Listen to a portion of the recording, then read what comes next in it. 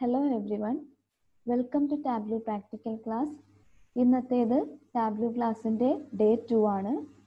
അപ്പം ഇന്നത്തെ ക്ലാസ്സിൽ ടാബ്ലൂ എങ്ങനെ ഇൻസ്റ്റാൾ ചെയ്യാം എന്ന് പറഞ്ഞായിരുന്നു. അതുപോലെ ടാബ്ലൂവിൻ്റെ ഇൻട്രൊഡക്ഷനും ഇൻസ്റ്റലേഷൻ വീഡിയോസും ഒക്കെ ഇട്ടിട്ടുണ്ട്. എല്ലാവരും ഇൻസ്റ്റാൾ ചെയ്തു എന്ന് വിശ്വസിക്കുന്നു. ഇൻസ്റ്റാൾ ചെയ്യാത്തവരുണ്ടെങ്കിൽ ഇൻസ്റ്റാൾ ചെയ്യുക. അതിനുശേഷം ആ അസൈൻമെൻറ്റ് കുറച്ച് പേരൊക്കെ സബ്മിറ്റ് ചെയ്തു. സബ്മിറ്റ് ചെയ്യാത്തവരുണ്ടെങ്കിൽ അസൈൻമെൻറ്റും കൂടെ സബ്മിറ്റ് ചെയ്യുക. അപ്പം ഇന്നത്തെ ക്ലാസ്സിൽ ടാബ്ലൂവിൻ്റെ ഒരു ഇൻ്റർഫേസും ഡേറ്റ നമ്മൾ ടാബ്ലൂയിലോട്ട് എങ്ങനെ ഇമ്പോർട്ട് ചെയ്യുന്നു, അതേപോലെ ചാർട്ട്സ് എങ്ങനെ ക്രിയേറ്റ് ചെയ്യും എന്നതിനെക്കുറിച്ചാണ് പറയുന്നത്. അപ്പോൾ ആദ്യം തന്നെ നമ്മൾ ടാബ്ലൂ എല്ലാവരും ഇൻസ്റ്റാൾ ചെയ്തതിന് ശേഷം ടാബ്ലൂ പബ്ലിക് ഓപ്പൺ ചെയ്യാം.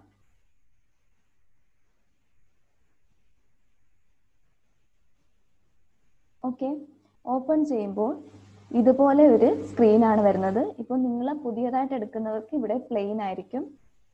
ഞാനിപ്പോൾ ഇവിടെ മുന്നേ ചാർട്ട്സ് ഒക്കെ ക്രിയേറ്റ് ചെയ്തിട്ടുള്ളത് കൊണ്ട് എനിക്കിവിടെ ഒരു പല ചാർട്ട്സിൻ്റെ ഫയൽസ് കിടപ്പുണ്ട്. അപ്പോൾ നിങ്ങൾക്ക് എല്ലാവർക്കും ഒരു പ്ലെയിൻ ഇൻ്റർഫേസ് ആയിരിക്കും കിട്ടുന്നത്. അതിൽ നമ്മൾ ഫസ്റ്റ് ഓഫ് ഓൾ നമ്മൾ ഡേറ്റ കണക്ട് ചെയ്യണം. നമ്മൾ ഡേറ്റ കണക്ട് ചെയ്യാൻ വേണ്ടിയിട്ട് ഈ ലെഫ്റ്റ് സൈഡിൽ ഈ ബ്ലൂ പാനലിനകത്ത് കണക്ട് എന്നുള്ള ഓപ്ഷൻ കണ്ടില്ലേ, അതിന് താഴെ 2 ഫയലും ഉണ്ട്, 2 സെർവറും ഉണ്ട്. 2 സെർവർ എന്ന് പറഞ്ഞാൽ നമുക്കിപ്പോൾ ഡയറക്റ്റ് സെർവറിലോട്ടുള്ള ഡേറ്റേനെ കണക്ട് ചെയ്യാൻ വേണ്ടിയിട്ടാണ് 2 സെർവർ എടുക്കുന്നത്. 2 ഫയൽ നമുക്ക് various types of file use ചെയ്തിട്ട് ടാബ്ലൂവിൽ വിഷ്വലൈസേഷൻസ് ക്രിയേറ്റ് ചെയ്യാം. അതിപ്പോൾ Microsoft Excel, text file, JSON, PDF, നമ്മുടെ ഫയൽ ഏത് ടൈപ്പാന്ന് വെച്ചാൽ അത് സെലക്ട് ചെയ്യുക. ഇവിടെ ഇപ്പോൾ നമ്മൾ ബേസിക് ആയിട്ട് പഠിക്കുമ്പം ഒരു എക്സൽ ഫയൽ ഇമ്പോർട്ട് ചെയ്തിട്ട് പഠിക്കുന്നതാണ് നല്ലത്. ഞാൻ നിങ്ങൾക്ക് അസൈൻമെന്റിലും എക്സൽ ഫയൽസ് ആണ് തന്നിരിക്കുന്നത്. അപ്പം അത് ഡൗൺലോഡ് ചെയ്യുക.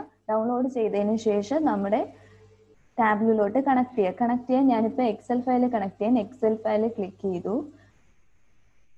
ക്ലിക്ക് ചെയ്യുമ്പോൾ നമ്മുടെ ഡെസ്ക്ടോപ്പിൽ നമ്മുടെ ഫയലിന്റെ ഫോൾഡർ ഓപ്പൺ ആവും. ഞാനിവിടെ ബേർഡ് സ്ട്രൈക്സ് എന്ന് പറഞ്ഞ ഈ ഫയലാണ് കണക്ട് ചെയ്യുന്നത്. ഈ ഫയൽ തന്നെയാണ് ഞാൻ അസൈൻമെന്റും തന്നിരിക്കുന്നത്. അപ്പോൾ ഇത് ഡബിൾ ക്ലിക്ക് ചെയ്യുക.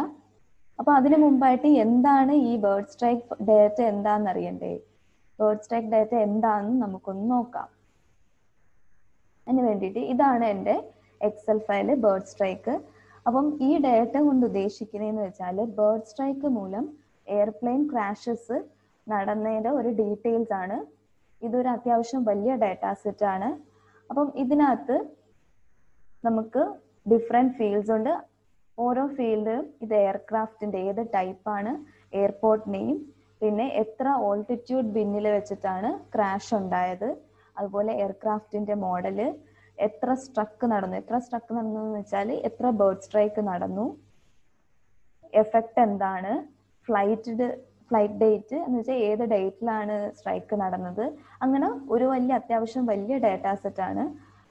പിന്നെ സ്റ്റേറ്റ്, ഏത് സ്റ്റേറ്റിൽ വെച്ചിട്ടാണ്, അങ്ങനെ പലതരം ഉണ്ട്. നിങ്ങൾ അത് ഡൗൺലോഡ് ചെയ്തിട്ട് നോക്കുക. അപ്പം ഈ ഡേറ്റയാണ് ഞാൻ ടാബ്ലൂയിലോട്ട് കണക്ട് ചെയ്യുന്നത്. അപ്പം കണക്ട് ചെയ്യാൻ ഞാനിവിടെ ഡേറ്റ കണക്ട് ചെയ്തു. ഡേറ്റ കണക്ട് ചെയ്തപ്പം എന്താണ് ചെയ്തത്, മൈക്രോസോഫ്റ്റ് എക്സൽ ആയതുകൊണ്ട് മൈക്രോസോഫ്റ്റ് എക്സൽ എടുത്ത് അതിനകത്തുനിന്ന് ഞാൻ ഫയൽ സെലക്ട് ചെയ്തു. ഡബിൾ ക്ലിക്ക് ചെയ്ത് ഓപ്പൺ ചെയ്യുക. അതിനുശേഷം ഈ ഒരു ഇന്റർഫേസ് ആണ് വരുന്നത്. അപ്പോൾ ഇവിടെ നിങ്ങൾക്ക് കാണാം ഡേറ്റാ സെറ്റ് ഇമ്പോർട്ട് ചെയ്യുമ്പോൾ നമ്മൾ അവിടെ കണ്ട സെയിം എക്സൽ ഷീറ്റ് തന്നെയാണ്, അതിൻ്റെ ഒരു സെയിം ഫോമാറ്റ് തന്നെയാണ് ഇവിടെ നമുക്ക് കാണാൻ സാധിക്കുന്നത്. കണ്ടില്ലേ?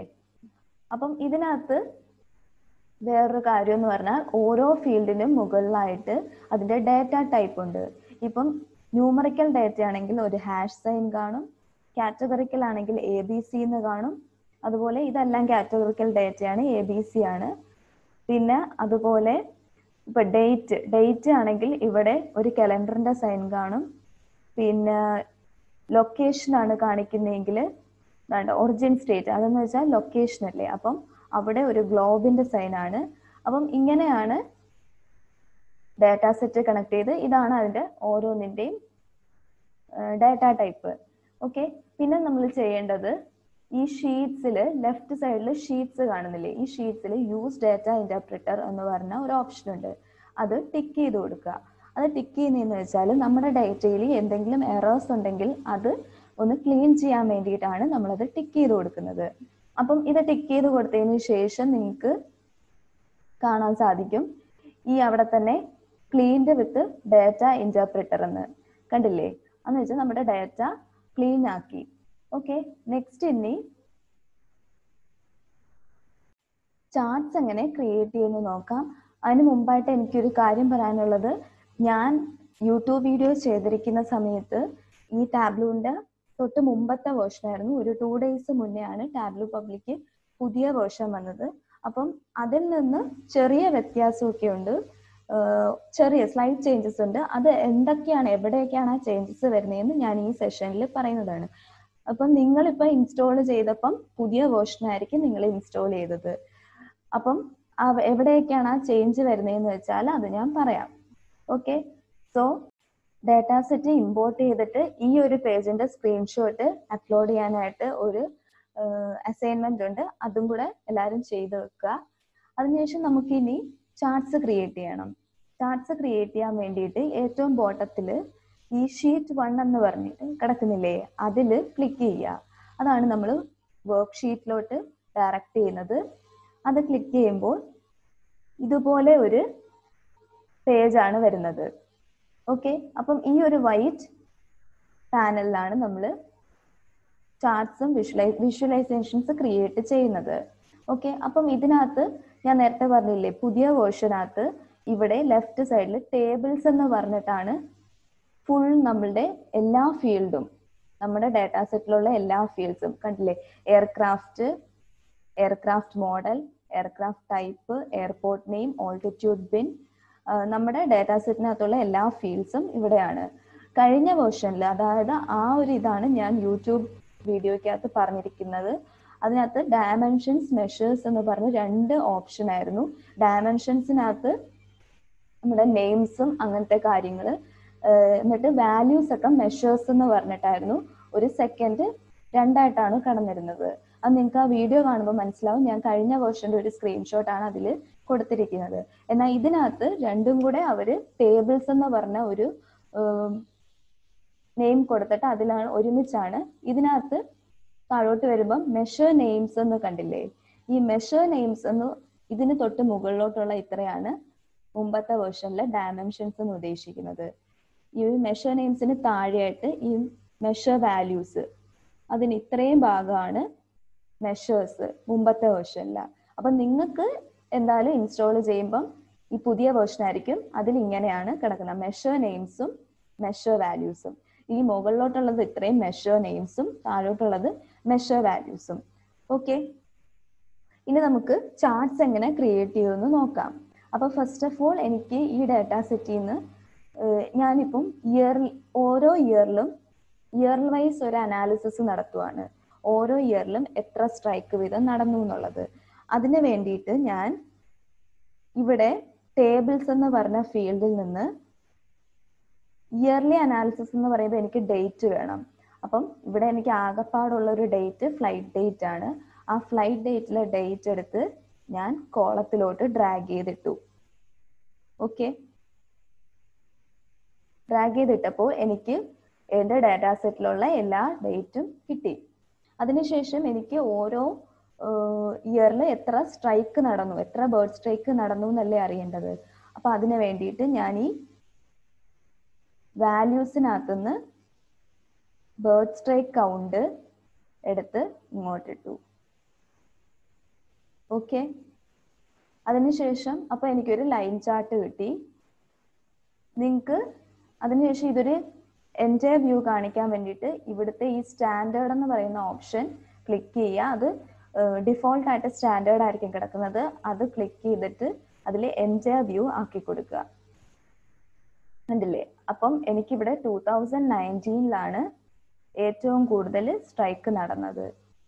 ഓക്കെ, അപ്പം ഇത്രയും മനസ്സിലായല്ലോ. ഇനി ഇതിനകത്തുനിന്ന്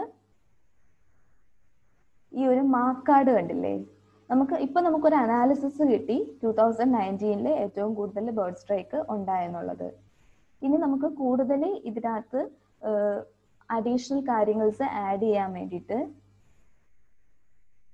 ഇതിനകത്തുനിന്ന് ഞാനിപ്പോൾ ബേർഡ് സ്ട്രൈക്ക് കൗണ്ട് ലേബലിനോട്ട് ഇട്ട് മാർക്ക് സെക്ഷനിൽ ലേബലിലോട്ട് ഇട്ട്. അപ്പോൾ എനിക്ക് ഇവിടെ ഓരോ ഇയറിലെയും കൗണ്ട് കിട്ടി, എത്ര ബേർഡ് സ്ട്രൈക്ക് നടന്നു എന്നുള്ളത്. ഈ മാർക്ക് സെക്ഷനകത്ത് പല ഓപ്ഷൻസ് നിങ്ങൾക്ക് കാണാം. Colour, size, label, path, tooltip, detail. ഇത് ഓരോന്നും എന്താന്ന് പറയാം. ഇപ്പൊ ലേബൽ എന്താന്ന് മനസ്സിലായല്ലോ. ലേബൽ ചെയ്ത് കാണിക്കാൻ വേണ്ടിയിട്ടാണ്, നമ്മളുടെ ചാർട്ടിനെ ലേബൽ ചെയ്ത് കാണിക്കാനാണ് അത് യൂസ് ചെയ്യുന്നത്. ഇനി ഞാൻ ബേർഡ് സ്ട്രൈക്ക് കൗണ്ട് എടുത്ത് കളറിലിട്ടു. കളറിലിട്ടപ്പം നോക്കിയേ, ഏറ്റവും കൂടുതൽ ബേർഡ് സ്ട്രൈക്ക് നടന്ന സ്ഥലത്താണ് ഡാർക്ക് കളർ വന്നത്. അപ്പം അതിന് വേണ്ടിയിട്ടാണ് കളർ യൂസ് ചെയ്തത്. ഇനി കളർ യൂസ് ചെയ്യുന്ന വേറൊരു ഓപ്ഷൻ എന്ന് വെച്ചാൽ, നമുക്ക് ഈ ചാർട്സിന്, ഇതിപ്പോ ഒരു ബ്ലൂ ലൈൻ ആണ്, നമുക്ക് ചാർട്സിന് കളർ ചേഞ്ച് ചെയ്ത് കൊടുക്കാം. അതിന് വേണ്ടിയിട്ട് ഈ കളർ ജസ്റ്റ് ക്ലിക്ക് ചെയ്യുക. ക്ലിക്ക് ചെയ്യുമ്പോൾ ഇതുപോലെ വരും. അതിൽ എഡിറ്റ് കളേഴ്സ് എടുക്കുക. എഡിറ്റ് കളേഴ്സിൽ ഓട്ടോമാറ്റിക് ആയിരിക്കും കിടക്കുന്നത്. ഓട്ടോമാറ്റിക് മാറ്റി നമുക്ക് ഇഷ്ടമുള്ള ഒരു കളർ കൊടുക്കുക, അപ്ലൈ കൊടുക്കുക, ഓക്കെ കൊടുക്കുക. ഓക്കെ, അപ്പം ഇങ്ങനെയാണ് ചാർട്സ് ക്രിയേറ്റ് ചെയ്യുന്നത്. പിന്നെ ഇവിടെ ഇപ്പൊ സപ്പോസ് ഓട്ടോമാറ്റിക് നിങ്ങൾ ഉദ്ദേശിച്ചത് വേറൊരു ചാർട്ട് ക്രിയേറ്റ് ചെയ്യാനാ.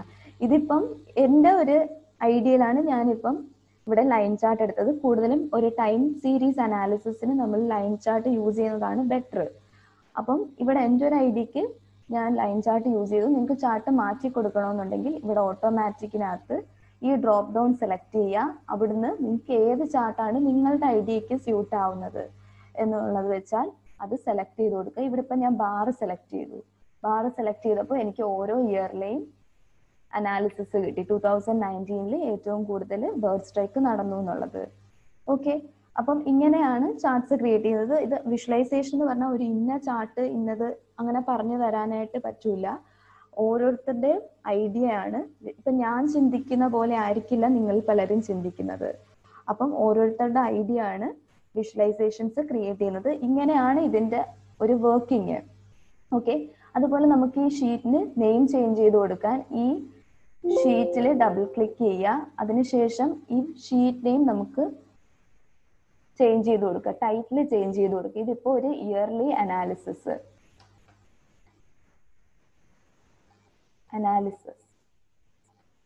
ഓക്കെ, അതിൽ അപ്ലൈ കൊടുക്കുക, ഓക്കെ കൊടുക്കുക. ഓക്കെ, ഞാനിപ്പോൾ ഇവിടെ ലൈൻ ചാർട്ടാണ് പ്രിഫർ ചെയ്യുന്നത്. നിങ്ങൾക്ക് നിങ്ങളുടെ ഐഡിയക്ക് ഇഷ്ടമുള്ള ചാർട്ട് യൂസ് ചെയ്യാം. അതുപോലെ അപ്പം എന്താ ടൈറ്റിൽ ചേഞ്ച് ആയി.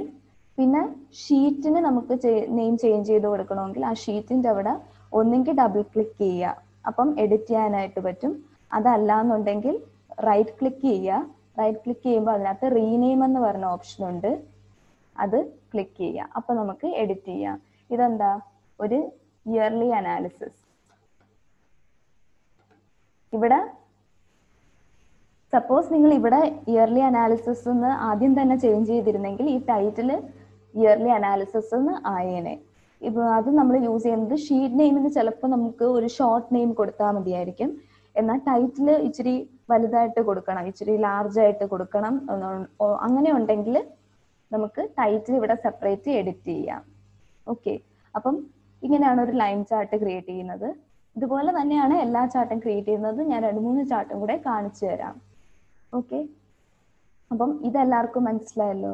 ഇനി നമ്മൾ നെക്സ്റ്റ് ഒരു ന്യൂ വർക്ക് ഷീറ്റ് എടുത്താലാണ് നെക്സ്റ്റ് ചാർട്ട് ക്രിയേറ്റ് ചെയ്യുന്നത്. അപ്പം നെക്സ്റ്റ് ഒരു ചാർട്ട് ക്രിയേറ്റ് ചെയ്യാനായിട്ട് ഇവിടെ 3 ഓപ്ഷൻ കണ്ടില്ലേ, ഏറ്റവും താഴെ ആയിട്ട് 3 പ്ലസ് സൈൻ. അതിൽ ആദ്യത്തെ പ്ലസ് സൈൻ ക്ലിക്ക് ചെയ്താൽ ഒരു ന്യൂ വർക്ക് ഷീറ്റിലോട്ട് പോവും. രണ്ടാമത്തത് ക്ലിക്ക് ചെയ്താൽ ഒരു ഡാഷ്ബോർഡ് ക്രിയേറ്റ് ചെയ്യാനാണ്. മൂന്നാമത്തെ പ്ലസ് സൈൻ ക്ലിക്ക് ചെയ്താൽ ഒരു സ്റ്റോറി ക്രിയേറ്റ് ചെയ്യാനാണ്. അത് നമ്മൾ ഡാഷ്ബോർഡും സ്റ്റോറിയും നാളത്തെ ക്ലാസ്സിൽ പഠിക്കും. അപ്പം ഇന്ന് നമ്മൾ വർക്ക് ഷീറ്റ് എടുക്കാൻ പഠിക്കാം.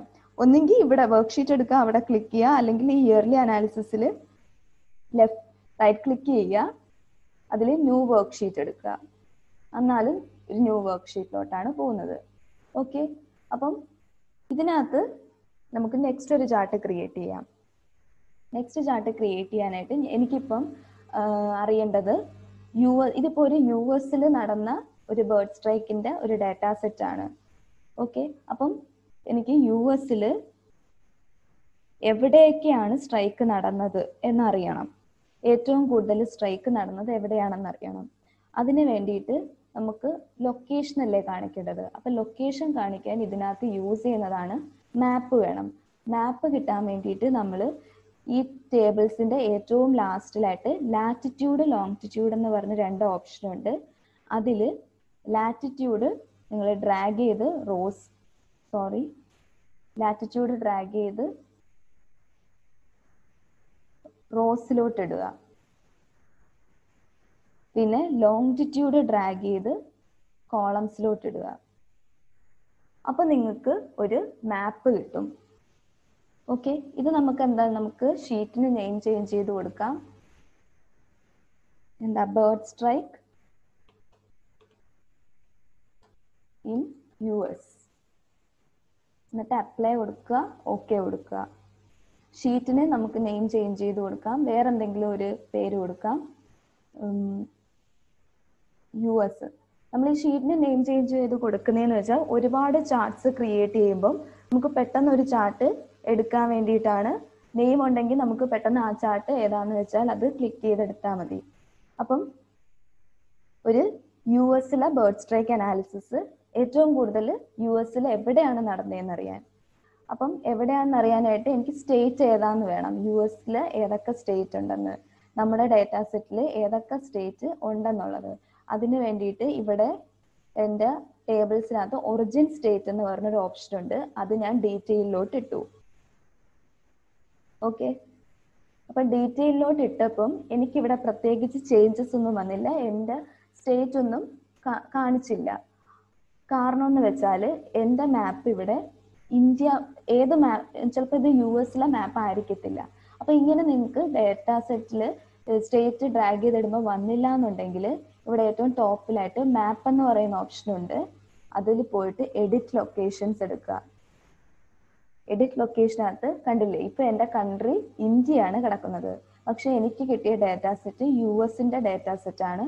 അപ്പം കൺട്രി ചേഞ്ച് ചെയ്ത് കൊടുക്കുക. ഇവിടെ ഇന്ത്യ മാറ്റി ഞാൻ United States. Okay, United state click ചെയ്യുക, ഓക്കെ കൊടുക്കുക. ഓക്കെ, അപ്പൊ എൻ്റെ ഡേറ്റാ സെറ്റിനകത്ത് ഏതൊക്കെ US സ്റ്റേറ്റ് ഉണ്ട് അതെല്ലാം എനിക്ക് കിട്ടി. ഇനി നമുക്ക് ഇതൊരു മാപ്പാണ് നമുക്ക് വേണ്ടത്. അപ്പൊ ഇവിടെ മാർക്ക് സെക്ഷനിൽ നിന്ന് ഓട്ടോമാറ്റിക് ആണ് ഇവിടെ കിടക്കുന്നത്, അത് ചേഞ്ച് ചെയ്ത് മാപ്പ് സെലക്ട് ചെയ്ത് കൊടുക്കുക. ഓക്കെ, അപ്പൊ എനിക്ക് US-ലെ ഏതൊക്കെ സ്റ്റേറ്റ് നമ്മുടെ ഡേറ്റാ സെറ്റിൽ ഉണ്ടെന്ന് കിട്ടി. അപ്പം എനിക്കിവിടെ എൻ്റെ ഒരു അനാലിസിസ് എന്ന് പറഞ്ഞാൽ ഞാൻ ഉദ്ദേശിക്കുന്നത് എവിടെയാണ് US-ലെ ഏത് സ്റ്റേറ്റിലാണ് ഏറ്റവും കൂടുതൽ ബേർഡ് സ്ട്രൈക്ക് നടന്നതെന്നാണ്. അതിന് വേണ്ടിയിട്ട് ഞാൻ ഇവിടുന്ന് വൈൽഡ് ലൈഫ് നമ്പർ സ്ട്രക്ക് അത് ഡ്രാഗ് ചെയ്ത്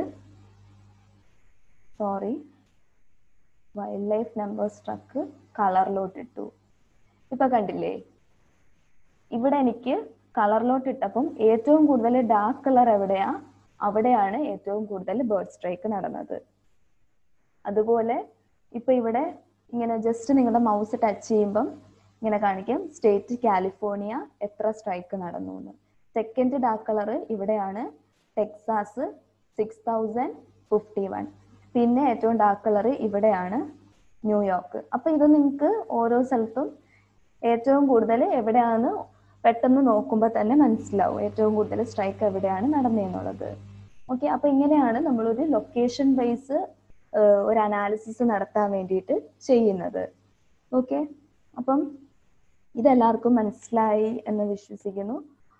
ഇനി അടുത്ത് നമുക്ക് നെക്സ്റ്റ് ഒരു ചാർട്ട് ക്രിയേറ്റ് ചെയ്യാം. നെക്സ്റ്റ് ചാർട്ട് ക്രിയേറ്റ് ചെയ്യാൻ വേണ്ടിയിട്ട് എന്താ ചെയ്യേണ്ടത്, ഇവിടെ പിന്നെയും ന്യൂ വർക്ക് ഷീറ്റ് എടുക്കുക. അപ്പൊ ഇതുപോലൊരു പേജ് വന്നു. ഇനി ഞാൻ ഉദ്ദേശിക്കുന്ന ഒരു അനാലിസിസ്, എനിക്ക് ഏത് എയർപ്ലെയിൻ അല്ലെങ്കിൽ ഏത് എയർലൈനിനാണ് ഏറ്റവും കൂടുതൽ സ്ട്രൈക്ക് നടന്നതെന്ന്. അപ്പം ഒരു ടോപ്പ് 10 അല്ലെങ്കിൽ ഒരു ടോപ്പ് 20 നിങ്ങൾക്ക് എന്താണ് അനലൈസ് ചെയ്യേണ്ടതെന്ന് വെച്ചാൽ അത് നോക്കാം. അപ്പം top 20 US airlines, apply, okay. അപ്പം ടോപ്പ് 20 US എയർലൈൻസ്, ഷീറ്റിന്റെ നെയിം ചേഞ്ച് ചെയ്ത് കൊടുക്കുക, ടോപ്പ് 20. ഇവിടെ ഷീറ്റിന്റെ നെയിം നമ്മൾ ചേഞ്ച് ചെയ്യുന്നത് ജസ്റ്റ് നമുക്ക് ഏത് ഷീറ്റാണെന്ന് പെട്ടെന്ന് മനസ്സിലാവാൻ വേണ്ടിയിട്ടാണ്. ഓക്കെ, അപ്പം ടോപ്പ് 20 US എയർലൈൻസ് ആണ് എനിക്ക് അറിയേണ്ടത്. ടോപ്പ് 20 US എയർലൈൻസിൽ എവിടെയാണ് സ്ട്രൈക്ക് നടന്നതെന്ന്. ഓക്കെ, ഐ മീൻ ഏത് എയർലൈനിലാണ് ഏറ്റവും കൂടുതൽ ബേർഡ് സ്ട്രൈക്ക് നടന്നതെന്ന്. അപ്പോൾ ഏത് എയർലൈൻ ആണെന്ന് അറിയാൻ എനിക്ക് ഫസ്റ്റ് ഓഫ് ഓൾ എനിക്ക് എയർലൈൻ വേണം. അതിന് എനിക്കിവിടെ ടേബിൾസിൽ എയർക്രാഫ്റ്റിൽ എയർലൈൻ ഉണ്ട്. അത് ഞാൻ ഡ്രാഗ് ചെയ്ത് കോളത്തിലോട്ടിട്ടു. അതിനുശേഷം ഇവിടെ വൈൽഡ് ലൈഫ് നമ്പർ സ്ട്രക്ക്, ഓക്കെ, അത് ഞാൻ റോസിലോട്ടിട്ടു. അപ്പോൾ എനിക്ക് ഓരോ എയർലൈനിലും എത്ര സ്ട്രക്ക് നടന്നു എന്ന് കിട്ടി. അപ്പോൾ ഇത് ഒരുപാട് സ്റ്റേറ്റ് ഉള്ളതുകൊണ്ട് ഇങ്ങനെ എല്ലാത്തിൻ്റെയും ഡിസ്പ്ലേ ആയി. എനിക്ക് ടോപ്പായിട്ടുള്ള US എയർലൈൻസ് മതി. പിന്നെ ഇതിനകത്ത് നിങ്ങൾക്ക് ഈ ചാർട്ടിനെ ഒന്ന് സോർട്ട് ചെയ്യാനായിട്ട് ഈ Y ആക്സിസിൽ നമ്പർ സ്ട്രക്ക് ആക്ച്വലിൻ്റെ തൊട്ടടുത്തായിട്ട് ഒരു ചെറിയൊരു ആരോ പോലെ കാണും, അവിടെ ക്ലിക്ക് ചെയ്യുക. അപ്പോൾ ക്ലിക്ക് ചെയ്യുമ്പം അത് സോർട്ടായി കിട്ടും. എനിക്ക് ഇതിനകത്ത് വേണ്ടത് ടോപ്പ് 20 ആണ്. ടോപ്പ് 20 കിട്ടാൻ വേണ്ടിയിട്ട് എനിക്കിതിനെ ഫിൽട്ടർ ചെയ്യണം. ഫിൽട്ടർ ചെയ്യാനായിട്ട് ഞാൻ യൂസ് ചെയ്യുന്നത് ഈ മാർക്കാർഡിൻ്റെ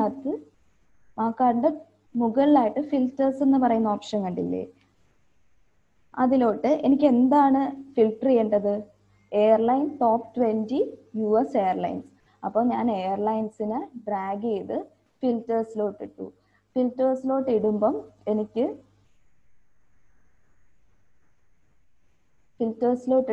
ഇതുപോലൊരു ഓപ്ഷൻ വരും. അതിൽ എനിക്ക് ടോപ്പ് 20 അല്ലേ വേണ്ടത്. അപ്പം ഇതിനകത്ത് ടോപ്പ് എന്ന് പറയുന്ന ഒരു ഓപ്ഷൻ ഉണ്ട്, അത് ക്ലിക്ക് ചെയ്യുക. അതിൽ ബൈ ഫീൽഡ് ചൂസ് ചെയ്യുക. ഇവിടെ ഇപ്പോൾ ടോപ്പ് 10 ആണ് ഡിഫോൾട്ടായിട്ട് കിടക്കുന്നത്, എനിക്ക് ടോപ്പ് 20 ആണ് വേണ്ടത്. അപ്പം അത് ചേഞ്ച് ചെയ്ത് കൊടുക്കുക.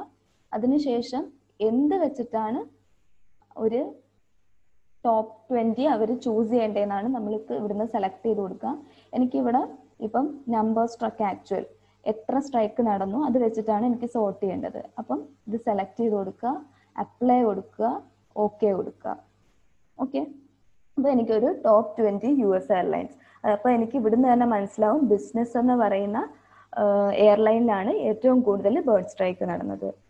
രണ്ടാമത് സൗത്ത് വെസ്റ്റ് എയർലൈൻസിനാണ് ഏറ്റവും കൂടുതൽ സ്ട്രൈക്ക് നടന്നത്. അപ്പോൾ ഇങ്ങനെയാണ് ഫിൽറ്ററിങ് ഓപ്ഷൻ. ഇതിനകത്ത് ഇനി നിങ്ങൾക്ക് കൂടുതലായിട്ട് കളർ ചേഞ്ച് ചെയ്ത് കൊടുക്കുക. ഏറ്റവും കൂടുതൽ സ്ട്രൈക്ക് നടന്നതിന് ഡാർക്ക് കളറ്. പിന്നെ ഓക്കെ, നമുക്കിവിടെ വേണമെങ്കിൽ ലേബൽ ചെയ്യാം. ലേബൽ ചെയ്യാനായിട്ട് വൈൽഡ് ലൈഫ് നമ്പർ സ്ട്രക്ക് ആക്ച്വൽ എടുത്ത് ഞാൻ ലേബലിലോട്ട് ഡ്രാഗ് ചെയ്തിട്ടു. ഇതിലെല്ലാം ഡ്രാഗ് ചെയ്ത് ഡ്രോപ്പ് ചെയ്യുന്ന അങ്ങനെ ഒരു പരിപാടിയാണ്. ബാക്കിയെല്ലാം സെയിം തന്നെയാണ് എല്ലാ ചാർട്ട്സിലും.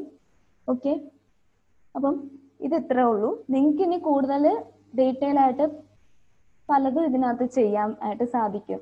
ഡീറ്റെയിൽ കൊടുത്താൽ ഇവിടെ ഇങ്ങനെ ടച്ച് ചെയ്യുമ്പം ഇപ്പൊ എത്ര പീപ്പിൾ ഇഞ്ചുർ ആയി എന്ന് ഞാൻ ഡീറ്റെയിൽ കൊടുത്താൽ ഇവിടെ മൗസ് ടച്ച് ചെയ്യുമ്പോൾ എനിക്ക് എത്ര പീപ്പിൾ ഇഞ്ചുർ ആയി എന്നും കൂടെ കാണിക്കും ഓരോ എയർലൈൻസിലും. കണ്ടില്ലേ? ഓക്കെ, ഇനി നമുക്ക് നെക്സ്റ്റ് ഒരു ചാർട്ട് ക്രിയേറ്റ് ചെയ്യാം. നെക്സ്റ്റ് ചാർട്ട് ക്രിയേറ്റ് ചെയ്യാൻ ന്യൂ വർക്ക് ഷീറ്റ് എടുക്കുക. അതിനുശേഷം എനിക്ക് ഇപ്പോൾ ഇനി ഒരു അനാലിസിസ് നടത്തേണ്ടത്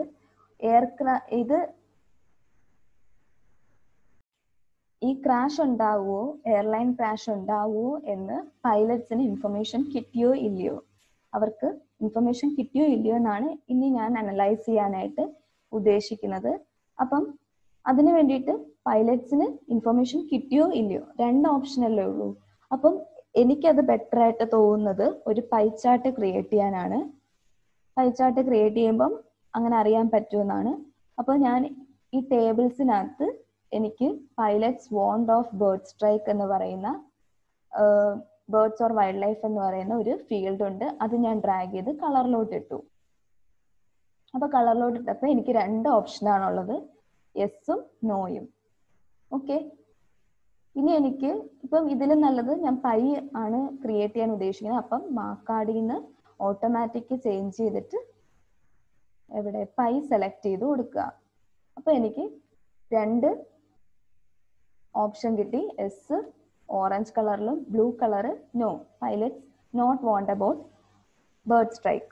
ഓക്കെ, ഇനി ഞാൻ ഇതിപ്പം സ്റ്റാൻഡേർഡ് ആണ് കിടക്കുന്നത്, അത് എൻജോയ് വ്യൂ ആക്കി കൊടുക്കുക. നിങ്ങൾ എല്ലാത്തിലും ഈ സ്റ്റാൻഡേർഡ് ആണ് ഡിഫോൾട്ട് ആയിട്ട് വരുന്നത്, എൻജോയ് വ്യൂ ആക്കി കൊടുക്കുക. അതിനുശേഷം ഇപ്പം എസ് ഓർ നോ, എനിക്ക് 2 ഓപ്ഷനേ ഉള്ളൂ.